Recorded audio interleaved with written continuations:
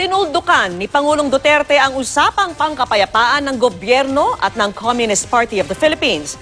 Pinahinto na rin ng Pangulo ang trabaho ng mga miyembro ng Peace Panel ng pamahalaan. Nakatutok si Joseph Moro. Sarado na ang isip ni Pangulong Duterte. Baka sa susunod na Pangulo na lamang daw makipag-usap ang Communist Party of the Philippines. I am officially announcing the permanent termination of our talks between the government panel and the Communist Party of the Philippines.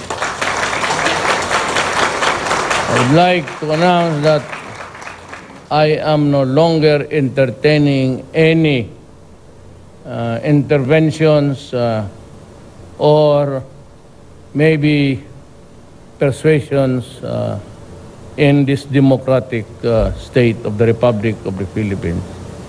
Mahigit isang taon nang ipinatigil ng Pangulong usapang pangkapayapaan sa CPP dahil sa patuloy na pag-atake ng mga rebelde. At noong Miyerkules, tinerminate na ng Pangulo ang trabaho ng mga miyembro ng Peace Panel ng gobyerno. Sa kabila noon, nababanggit pa rin ng Pangulo na bukas pa rin siya sa peace talks kung may makikita siya na nakakakumbinsing dahilan. Pero ngayon, sarado na ang pintuang yan.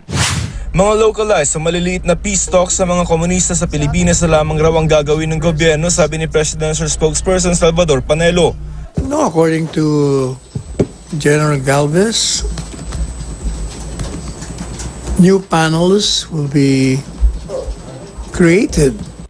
Tinawag na peke ni CPP Founding Chairman Jose Maria Sison ng mga localized peace talks na ito. Sabi ni Sison, kunwa-kunwarian lamang daw ito at kontrolado ng militar at ng Office of the Presidential Advisor for the Peace Process o OPAP na hawak ng militar.